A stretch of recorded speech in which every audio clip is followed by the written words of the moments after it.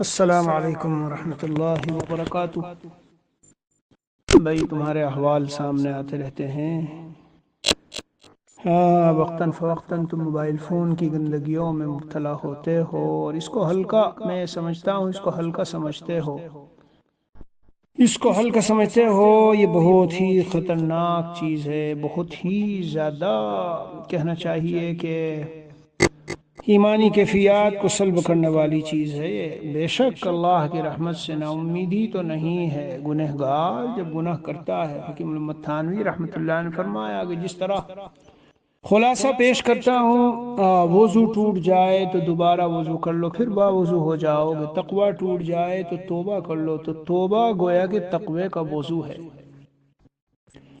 اسی لیے گنہگار شخص کو اللہ کی رحمت سے ایک لمحے کے لیے بھی مایوس نہیں ہونا چاہیے، چاہے جتنی ہی مرتبہ گناہ صادر ہو، مگر یہ سوچ کے کہ یار کیا ہوتا ہے مجھ سے، توبہ پہ قائم تو رہا نہیں جاتا، بس چھوڑو کیا توبہ کروں۔ تو پھر مجھ کو یہ بتائے ایسا شخص کہ وہ جائے گا کہاں، اس کی پناہ گاہ کہاں ہے؟ نا امیدی نہیں ہے، مگر وہیں میرے عزیز گناہ کے اوپر جرأت و جسارت، یہ تو کہیں کبھی نہیں چھوڑے گی آپ کو، آپ کسی کام کے نہیں رہیں گے۔ یہ جو موبائل فون کے اندر کی گندگیاں ہیں اور ان کی عادت جو آدمی کو پڑ جاتی ہے کہ راتوں بس اس میں لگ گیا، تم اس میں داخل ہوتے ہو ارادے سے لیکن نکلا نہیں جاتا، پھر بس داخل ہو کہ اس گندگی میں کیچڑ کی طرح سے آدمی گھستا ہی چلا جاتا ہے۔ اتنا سوچ لیا کرو کہ بس جب اس طرح کی کیفیت ہو تو تھوڑی دیر کے لیے سوچو کہ وہ اللہ جو مجھے رزق روزی دیتا ہے، اسی کا دیا ہوا کھانا، ناشتہ، صبح کو ناشتہ کیا، کھانا کھایا، شام کو کھاؤں گا، وہ اللہ جس نے فضاؤں میں یہ سانس جو ہم لیتے ہیں، جی آکسیجن جو جا رہی ہے اندر، اگر اندر کے کچھ اعضاء خراب ہو جائیں اور اس لائق نہ ہو، کینسر ہو جاتا ہے، اور بہت سو کو بہت سی دوسری بیماری، گردے خراب ہو جاتے ہیں، بہت سو کے لنگز خراب ہو جاتے ہیں، اور کیا کیا ہوتا ہے۔ وہ اللہ جس نے ایمان دیا ہے۔ میرے عزیز، جو میں عرض کر رہا ہوں میری بات کو درد دل سے سننا، دھیان سے سننا، اور جب بھی اس طرح کے خیالات دل میں پیدا ہوں تو سنتے رہنا، بار بار سننا، ایک بار، دو بار، چار بار، 10 بار۔ جب بھی اس قسم کا کوئی داعیہ پیدا ہو، نگاہ کا گناہ جو ہے بظاہر تو چھوٹا سا لگتا ہے یہ، لیکن یہ دل کو میلا کر دیتا ہے، گندا کر دیتا ہے، گدلا کر دیتا ہے، سیاہ اور تاریک کر دیتا ہے۔ یہ دل عزیزم، یہ دل محل ایمان ہے، عزیزم یہ دل کلمہ طیبہ لا الہ الا اللہ محمد الرسول اللہ اور اللہ کا پاک کلام قرآن کریم، ہاں یہ دل اس کا محل ہے۔ یہاں اس دل میں، اس قلب میں ہمارے اللہ عز و جل نے نعمتیں دی ہے، قرآن دیا ہے، ایمان دیا ہے، کلمہ طیبہ لا الہ الا اللہ محمد الرسول اللہ، بہت سی ہم کو صورتیں یاد ہیں، بہت سے اچھے اچھے کلمات یاد ہیں۔ تو اگر یہ دل میلا ہوا، گدلا ہوا، میلا کچیلا ہو گیا، گندگیوں سے بھر گیا، تو پھر اللہ تبارک و تعالی بہت سی مرتبہ یہ نعمت چھین لیتے ہیں، ہاں یہ نعمت چھین لیتے ہیں۔ سوچئے اور غور کیجئے کہ ہم کسی کی حکومت میں رہتے ہوں اور وہاں کے بادشاہ سے، وہاں کے پرائم منسٹر سے، اور وزیر اعظم سے، وزیر اعلیٰ سے، وہاں کے S P, D S P اور وہاں کے گورنر سے اپنی وہ بنا کر، جی ان کے مد مقابل کھڑے ہو کر اور ان کے خلاف بغاوت کر کے کتنے دن سکون سے جی لو گے؟ تو جب کبھی اس قسم کا خیال آئے، یہ گناہ کی طرف طبیعت چلے اور دل کے اندر نفس جو ہے اندر سے جوش مارے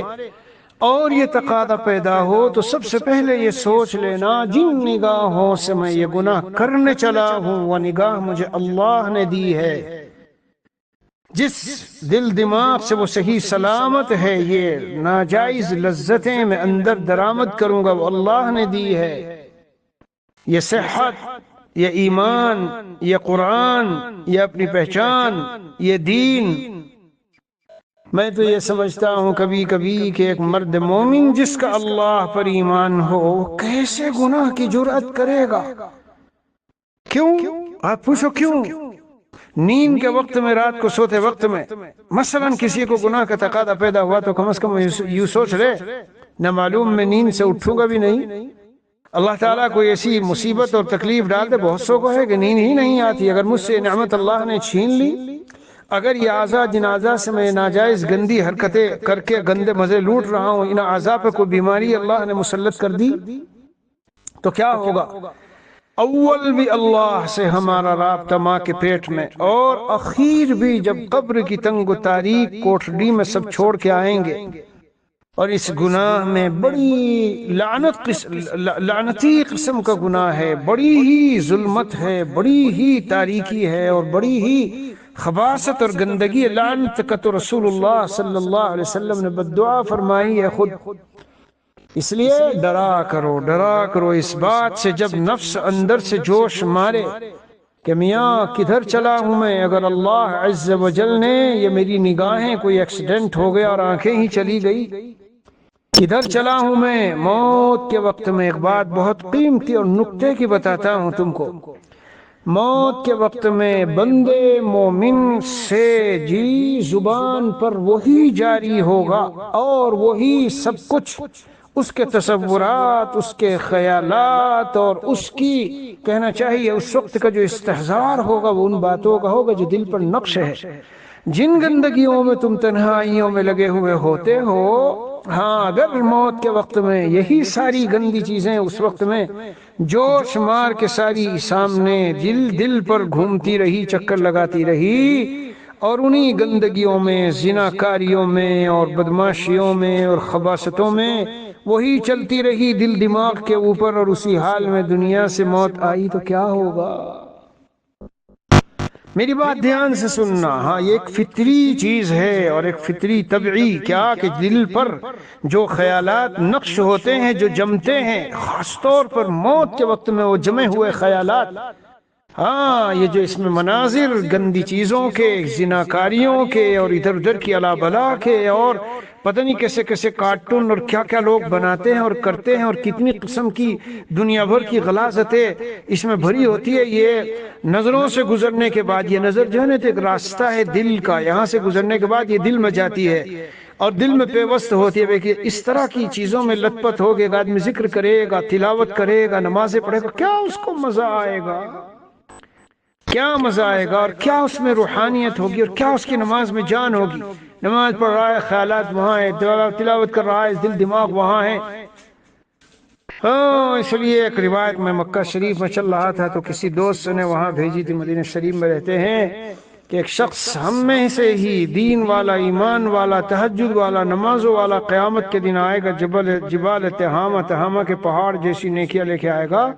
لیکن تنہائیوں میں چپ کے وہ بہت سی گندی حرکتیں کرتا تھا اور غلط سلط اعمال میں لگا ہوا تھا، تو جو تنہائی کے کیے ہوئے وہ اعمال ہیں وہ ان سب کو ہبا منصورہ کر دیں گے۔ بہت زیادہ اللہ سے ڈرنا چاہیے بھائی۔ اور ایک خاص بات بتاتا ہوں، تنہائیوں میں ہم انسانوں ہی سے تو تنہا ہوتے ہیں، لوگوں سے تنہا ہو جاتے ہیں کہ چلو ایک طرف کمرے میں یہاں فلاں نہ دیکھے، یہ نہ دیکھے، وہ نہ دیکھے، اور چھپ کر آج کل کے جوان یہ جتنے اسکولوں میں پڑھتے ہیں نوجوان، ہر ایک کو موبائل چاہیے۔ کیوں چاہیے؟ اس لیے چاہیے کہ ان کو وہ سب گندگی جو ان کے دوستوں نے اسکولوں میں ان کو دکھائی ہے موبائلوں میں، تو وہ چاہتے ہیں کہ ان کی راتیں وہاں اس میں گزرے۔ چلو ان کو تو پتہ نہیں، لیکن تم تو سمجھدار ہو، اتنی مدت سے تمہارا تعلق ہے، اور پھر سے بار بار یہ شکایت اور یہ چیز آپ تنہائیوں میں آدمی اس لیے جا کے کرتا ہے کہ مطلب کسی کو علم نہ ہو۔ ارے نادان، یہ سب 50-60 سال پہلے کے لوگوں کو دیکھو، سب قبروں میں پڑے ہیں، جن کی نگاہوں میں جس نے عزت ذلت سب ختم۔ یہ تو خیالی چیز ہے یہ ذلت و عزت تو۔ اور ایک بات نکتے کی بتاتا ہوں جو حدیث شریف میں ہے، اپنی طرف سے نہیں بتا رہا ہوں، جیسے تنہائیوں میں انسان کے اعمال اور قلب کا جیسا گہرا تعلق ہوگا، اور جس طرح وہ گناہوں سے بچتا ہوگا، اور اس کی خلوتیں اللہ کی یادوں میں گزرتی ہوگی، اور واقعی صحیح بندگی ہوگی عزیزم، اسی کے مطابق، دھیان سے سننا میری بات، اسی کے مطابق ایک ردا اور چادر ہے جو انسان کے بدن پہ، پورے چہرے پہ اللہ کی طرف سے اڑائی جاتی ہے، طاعتوں والا اور اللہ کی یادوں والا اور دل کی صفائی والا اور دل ان گندگیوں سے خالی رکھنے والا، پاک صاف رکھنے والا جو بندہ ہوتا ہے، خلوت و جلوت اس کی صاف ہوتی ہے پیارے، اسی کے مطابق لوگوں کے دلوں میں اس کی عزت بھی ڈالی جاتی ہے۔ اور اگر ظاہر میں تو تقریر بھی، بیان بھی اور سب کچھ، کپڑے شپڑے بھی اور ٹوپی کرتا پاجامہ بھی، لیکن اندر سے ساری حرکتیں کرتا ہے، اسی طرح وہ جو گندگی ہے، وہ جو غلاظت ہے، وہ جو گناہ ہے، اس کی جو ظلمتوں والی چادر ہے وہ اڑا دی جاتی ہے۔ تو جب وہ نکلتا ہے لوگوں میں تو وہ تو سمجھتا ہے کہ میں تو اسی چہرے کے ساتھ نکلا ہوں جس چہرے کے ساتھ ہر روز نکلتا تھا، مگر ایسا نہیں ہوتا۔ حتیٰ کہ حدیث پاک میں آیا ہے، لو ان رجلا عمل عملا فی صخرۃ لا باب لها ولا قوة، ایسی چٹان میں جا کے کوئی کام کرے نا جس میں نہ کوئی کھڑکی ہے نہ دروازہ ہے، تو وہ بھی نکل کے رہتا ہے انسانوں کی طرف۔ آپ غور کر لو، کتنے دنیا میں علماء ہیں اور کتنے بیانات والے ہیں اور کتنے وہ ہیں جن کے نام ہم سنتے ہیں۔ کیوں یہ بات ہے کہ بعض لوگوں کی محبت بہت شدید شدت سے دل میں آتی ہے اور بعض لوگوں کی طرف دل کا میلان نہیں ہوتا، بعض کی طرف بہت کم ہوتا ہے، بعض کی طرف طبیعت بہت زیادہ جھکتی ہے اور چلتی ہے، یعنی ایسا جیسے اپنی جان ان پر فدا کر دے ایسے، حالانکہ نہ ان سے کوئی رشتہ داری، نہ کوئی ہماری فون پہ بات ہوتی، نہ کوئی ان سے ایسا ربط و ضبط ہے، لیکن دین کی وجہ سے اللہ نے ان کی محبوبیت لوگوں کے دلوں میں ڈالی ہے۔ اس لیے میرے عزیز، میں نے جو شروع میں جملہ کہا، ان موبائل فون کی گندگیوں میں لگ کر ہاں اپنے دین ایمان کو خراب، اللہ سے ڈرو۔ اللہ عز و جل جب کوئی نعمت کی ناقدری کرتا ہے تو اللہ اس نعمت کو چھین لیتے ہیں، کبھی کبھار مہینوں میں، سالوں میں، مہینوں میں نہ کہو سالوں میں کبھی کبھار ایک آدھ بار ہو جائے تو انسان معافی مانگے، توبہ کرے۔ جیسے شروع میں نے عرض کیا کہ تقوی کی ٹوٹ گیا تو اس کی وضو توبہ ہے، کر لے، مایوس نہ، امیدی نہ ہو، لیکن گناہوں پہ جسارت، جرأت، عنوان بعنوان، بہانہ بہانہ، ہر دن رات، جب آفس میں بیٹھے کمپیوٹر کھولا تو مبتلا، جب رات کو بیٹھے تو تنہائی میں تو مبتلا۔ یہ تو مذاق ہے، یہ توبہ معافی نہیں ہے، ایک طرح کا مذاق ہو گیا، مذاق۔ غور کرو، اگر اللہ نے نعمت چھین لی، اور چلو میں کہتا ہوں کہ کیا توبہ کی توفیق ہمارے اپنے ہاتھ میں ہے یا اختیار میں ہے؟ بتا دو۔ اگر اللہ نے دل ایسا سخت کر دیا کہ اس کے بعد توبہ کی توفیق ہی چھن گئی اور دل میں آیا یار چلو کیا توبہ ہوبا، رکا تو جاتا نہیں تو کیا توبہ ہی کرنا، یہ ہے یہ کیفیت جو میں بول رہا ہوں، یہ اللہ کی طرف سے ایک عذاب ہوتا ہے، عذاب اللہ کی طرف سے ایک عذاب ہوتا ہے۔ ہاں، مرہم کو علاج یونین سے، فرانس سے، کہ بہت شاندار مرہم ہے، اگر ہاتھ پہ آگ میں کہیں سے جل جائے تو مرہم فوراً ٹھیک کرتا ہے۔ اپنی مسز سے کہا کہ ذرا جلاؤ تو ہاتھ میں لگا کے دیکھتا ہوں، تو وہ کہے گی اپنا ہاتھ جلا، میرے ہاتھ کو کیوں ٹرائی کرتا ہے؟ تو بے شک مرہم تو ہے، لیکن اس مرہم کے ہونے کی وجہ سے کہ مرہم ہے تو چلو ہاتھ جلا لوں، کون سمجھدار آدمی جلائے گا؟ اس لیے میرے عزیز، ہمارے حضرت فرماتے تھے جان کی بازی لگا کر خون کے گھونٹ پی جاؤ، جان کی بازی لگا کر نفس کا خون کر دو، تب اللہ ملتا ہے۔ یہ جو حرام آرزوؤں کو پی کے خون کرنا، حضرت کے اس میں کتاب میں ہے، یہی تو ہے۔ ایک ہے نارمل آنسو اور ایک ہے اس قسم کے آنسو جو اس طرح کی قربانیوں سے گزرا ہوا بندہ ہو۔ اللہ کو مستحضر رکھو، پیش نظر رکھو، اس کی عظمت کو سوچو، جب گناہ دقت تقاضا دل میں آئے تنہائیوں میں تو سوچو میرا رب اللہ مجھے دیکھ رہا ہے، جو مجھے کھلاتا ہے پلاتا ہے، جس نے زندگی دی ہے، جس نے صحت دی ہے، جس نے قوت دی ہے، جس نے ہمت دی ہے، اور جس نے سب سے بڑی نعمت میرے پیارے ایمان دیا ہے، قرآن دیا ہے، اپنے نام لینے کی توفیق دی ہے، اپنے گھر میں ہم کو مسجد میں 5 وقت نماز کے لیے بلایا ہے۔ اگر اللہ تعالیٰ یہ سب نعمتیں چھین لے تو کس سے جا کے لڑو گے؟ دنیا میں جاؤ، کتنے ملیں گے؟ قرآن کے حافظ ہوئے، چھین لیا قرآن، کہیں کبھی نہیں رہے، پھر نماز بھی نہیں پڑھتے، پینٹ شرٹ میں اور اسی چکروں میں جو ہے پھر رہے ہیں، ادھر ادھر کی گندی چیزوں میں جو ہے لگے ہوئے پھر رہے ہیں، سب کچھ چھوٹ گیا، ان سے کچھ نہیں رہا، کسی کام کے نہیں رہے۔ ہاں بس یہی بوائے فرینڈ، گرل فرینڈ، اور رات کو فلمیں دیکھی، مووی میں لگے ہیں، اس میں لگے ہیں، اس میں لگے ہیں، یہاں تک کہ پوری زندگی تباہ، بس مال کما رہے ہیں، مال ہے، اپنے گاڑیاں ہیں۔ اللہ رحم فرمائے بھائی، اللہ فضل فرمائے، اللہ مجھے آپ کو ہم سب کو سمجھ عطا فرمائے، اللہ ثابت قدمی نصیب فرمائے۔ عزیزم، میرے پیارے، ایک سانس بھی ہم اللہ کی قدرت کاملہ کی پکڑ سے اور قبضے سے باہر نہیں ہے۔ کیا سوچ کے انسان گناہ کرے؟ جس کے قبضے میں جکڑے ہوئے ہیں اس کو کیا سوچ کے ہم ناراض کریں؟ ہاں، ناراض کر کر کے، گناہ کر کر کے کس طرف سے ہم مصیبتوں میں پھنس سکتے ہیں اور الجھائے جا سکتے ہیں، آپ کو کیا پتا؟ کبھی ہاسپٹلوں کے چکر، کبھی کورٹ کچہری کے چکر، کبھی لڑائی اور جھگڑوں کے چکر، کبھی بچیوں کو طلاق، کبھی گھر میں طلاق، کبھی گھر میں لڑائی، کبھی یہاں لڑائی۔ جا کے دیکھ لو ان گھروں میں سکون کا پتہ جب چلتا ہے، جب کوئی یہ اس قسم کے لوگ کسی اہل دل اللہ والے کے پاس کچھ دن رہ کے دیکھیں کہ سکون ہوتا کیا ہے۔ ہوا بھی نہیں لگتی گنہگاروں کو سکون کی، رات کو فلموں میں اور موویز میں اس میں سب سمجھتے ہیں بڑے مزے ہم لے رہے ہیں، ان مولوی ملاؤں کو کیا پتا۔ ارے نادان، میں واللہ پوری بصیرت سے کہہ رہا ہوں، گندگیوں میں گھس کر اور اللہ کی نافرمانیوں میں مزہ، ارے روح جو اندر میں سکون تصل اس سے ہوتا ہے، اس سے جب روح کو قرار اور سکون ہو تب ہے اصل سکون، مل ہی نہیں سکتا۔ اللہ رحم فرمائے بھائی، ہم سب کی حفاظت فرمائے، اللہ ہمیں استقامت دے۔ بہت تاکید سے کہتا ہوں میرے عزیز، کھیل تماشا مت بناؤ کہ جب چار موبائل کھولا اور گناہ میں مبتلا اور ہر 10-20 دن کے بعد ایک اطلاع دیتے رہے ایسا ہو گیا، کیا کروں ہم بتا ہی سکتے ہیں؟ ہاتھ پکڑ کے ہم لے کے تو جا نہیں سکتے، کوئی بھی نہیں ہے، ہم سب محتاج ہیں اللہ کے بھائی۔ اللہ سے مدد مانگے، جب آپ سے نہیں ہو پاتا تو اس آلے گناہ کو اپنے سے دور کر دو۔ جو بیانات سننے ہیں اپنے والدین میں سے کسی کے بیان پہ بیان سن لو، دوستوں میں سے کسی کے بیان پہ بیان سنو اور پھر گھر چلے آؤ۔ ہاں، کیوں رکھتے ہو اس زہریلے سانپوں کے پٹارے کو اپنے پاس؟ کیوں رکھتے ہو؟ بالکل رکھو ہی نہیں، اس کو جدا کر دو اپنے سے۔ بس چلو، دل سے دعا بھی کرتا ہوں، دعا تو بہرحال ہے ہی، ہر وقت دعا کرتا ہوں، لیکن یہ سب تدبیریں ہیں، بہت زہریلی چیز ہے، بہت خطرناک چیز ہے یہ جو اسمارٹ فون ہے، بہت ہی خطرناک۔ تباہ ہو گئے ہیں جوان لڑکے لڑکیاں اس کی وجہ سے، گھروں کے گھر تباہ ہو گئے ہیں، کتنی طلاقیں اس کی وجہ سے ہو رہی ہے۔ بچو، بہت بچو، اپنے کو بہت بچاؤ۔ کنٹرول ان چیزوں سے نہیں ہوتا تو اسے اپنے ساتھ رکھنا بند کرو، اپنے پاس مت رکھو، اپنی ملکیت میں مت رکھو۔ چلو، السلام علیکم رحمۃ اللہ۔ السلام علیکم رحمۃ اللہ۔ بس دل میں ایک بڑی قوت سے بات آئی تو وہ بھی آپ کو عرض کر دوں کہ میرے عزیز، ہوٹلوں کے کھانے سے بہت بچا کرو، یہ ٹیک اوے وغیرہ باہر جو ہے میک ڈونلڈس ہے اور پتہ نہیں کیا کیا ہے سب، میں تو زیادہ نام جانتا بھی نہیں، ان کے کھانوں میں یعنی ایک عجیب سی کہنا چاہیے ایک نحوست ہے، اور اس قسم کے ادھر ادھر کے کھانے، کیا حلال حرام، ذرا سا کہیں سے کوئی مشتبہ مال پیٹ میں گیا، کچھ حرام گیا تو بس یہ جذبات ابھرتے ہیں اور پھر آدمی اسی لائن سے اپنی خواہشات کے پورا کرنے کے پیچھے پڑتا ہے۔ میری کتاب پڑھ کے دیکھنا، حرام مال تو کھایا مگر کیا کھویا کیا پایا۔ تو اس میں یہ گناہ ہے، اس کے ہونے میں حرام جو اندر جاتا ہے اس کا بہت بڑا دخل ہے۔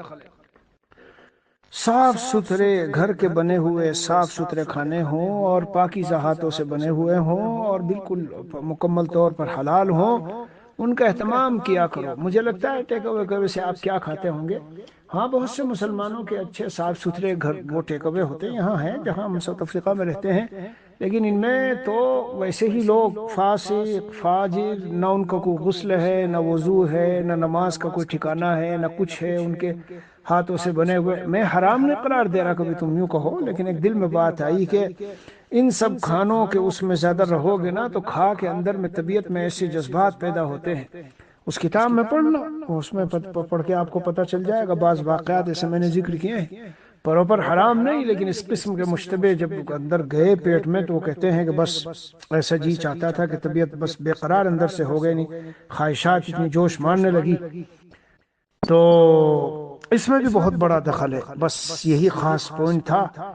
تو چکن کے بارے میں خاص طور پہ احتیاط کرو، اور یہی باہر کے کبھی کھانے ہو تو کچھ صاف ستھرا کسی مسلمان کا جو تقوی دیندار والا ہو، نماز والا ہو، اس کا کوئی ہوٹل ہو، وہاں جا کے کھا لو، ماشاءاللہ ہے۔ لیکن یہ عام جو یہ ہیں ٹیک اوے، ان سے لے کر کے کھانا،